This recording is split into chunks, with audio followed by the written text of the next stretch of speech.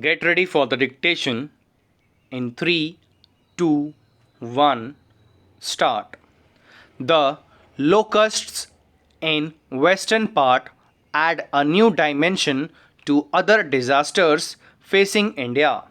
Just last week, eastern India was battered by one of the most powerful cyclones in decades, and now, even as hundreds of lives are lost every day to the coronavirus, another danger lurks on the nation's west.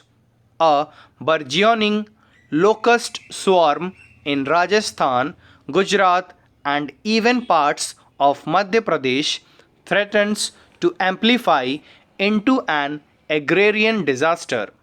The desert locust, as a species, is the bane of agriculture.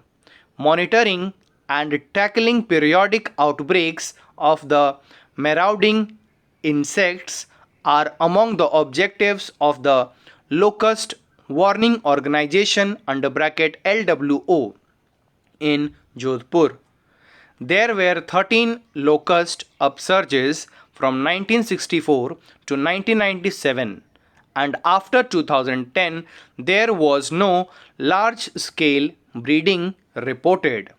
Once a significant outbreak starts, it lasts for about 2 years, and then there is a quietus for about 8 years. LWO officials say that the swarm building up is potentially the worst in decade.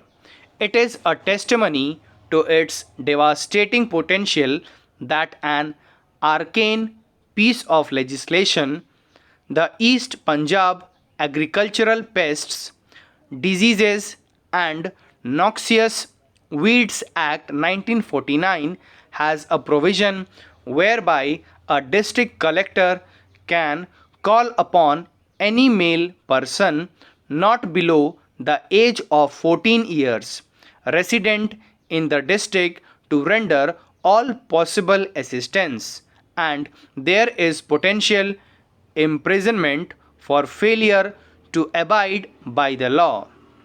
Antiquated as it may sound, it is a reminder that humanity's oldest blight, plague, pestilence, will never truly be eliminated. The breeding locusts which threaten farming are an indirect fallout of the warming Indian Ocean, as some meteorologists suggest.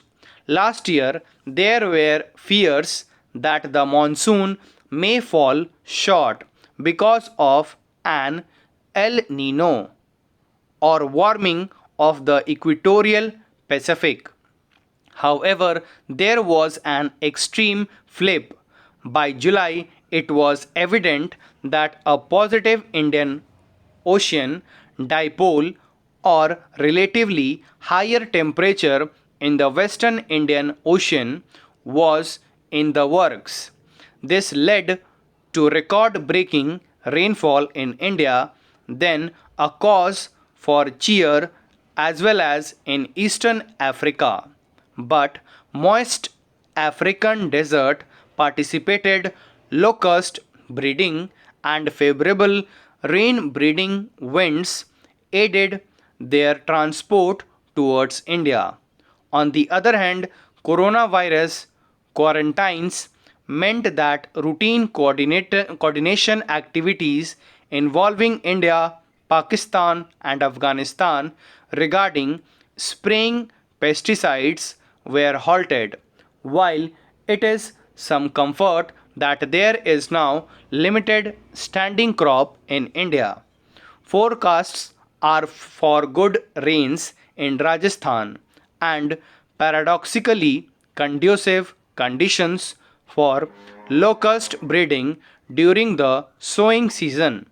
A less highlighted aspect of global warming is that it may link desperate disaster, floods, pandemics, and pestilence amplifying the potency of each.